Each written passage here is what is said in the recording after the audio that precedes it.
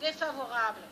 Je me permets de vous rappeler qu'il fut une époque où vous sembliez moins soucieux de la valeur de l'avis du Conseil d'État, parce que pour une loi importante de 2004, le Conseil d'État avait émis un avis défavorable, vous êtes passé outre.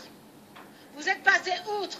Aujourd'hui, vous avez un avis favorable et vous nous faites pendant 48 heures un exercice de revendication de l'avis du Conseil d'État.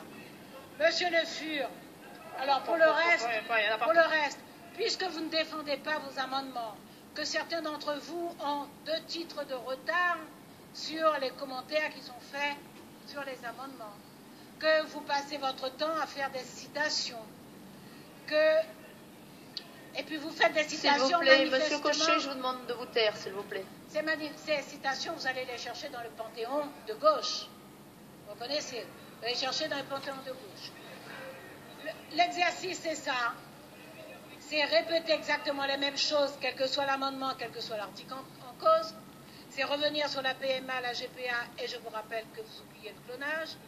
C'est constamment reposer exactement les mêmes questions. C'est, Monsieur Le Fur, régler manifestement des problèmes régionaux, alors que nous savons tous que vous êtes député de la nation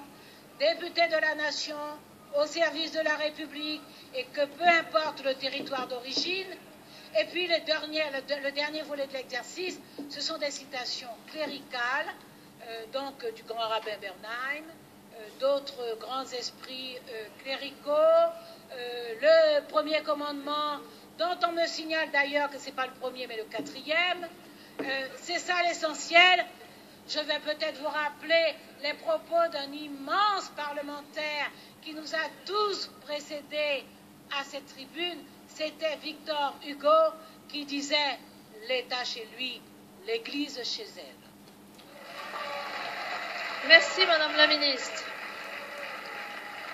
Chers collègues de l'opposition, je vois beaucoup de mains se lever. Je vais donc donner la parole, Monsieur Nicolas, vous m'en excuserez, au président du groupe qui me l'a demandé. Ça sera la réponse au gouvernement. Monsieur Jacob, vous avez la parole. Non, Madame la Présidente. Si, vous avez la parole. Oui, Madame la Présidente, mais pour un rappel au règlement, ce qui n'a rien à voir avec la réponse au gouvernement. Ce sera un autre de mes collègues qui fera la réponse au gouvernement.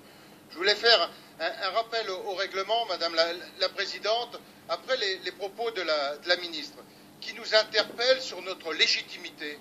Mais Madame, notre légitimité, c'est celle du peuple. Je vois qu'elle vous dérange, je vois que vous en avez peur du peuple. Sinon, vous auriez proposé votre projet à un référendum. Mais vous avez peur du peuple. Et on le voit bien dans vos arguments. Vous êtes incapable d'aller sur le fond. Vous n'avez répondu à aucun des arguments